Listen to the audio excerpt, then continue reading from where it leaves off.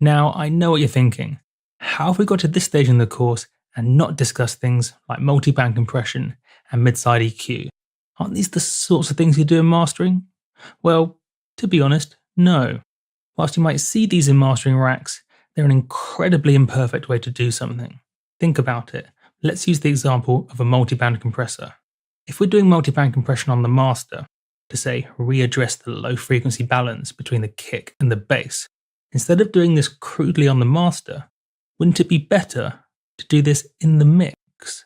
Instead of trying to compress the bass on the master, remember all compression is volume changing over time. Wouldn't it be better to get the kick right and the bass right in the first place? Of course it would, as not only is it a cleaner way of doing things, as you're precisely targeting the problem and not applying this processing step to everything on the track, it's also going to be significantly easier. And the same applies to things like saturation and stereo imaging. If you're doing your stereo imaging using mid-side EQ on the master, that's an inefficient way to work. Instead of widening the highs with mid-side EQ during mastering, why not make the highs wide directly in the mix? Go to your hi-hats, go to your synths, go to your vocal, and figure out a much more natural way to make them wide.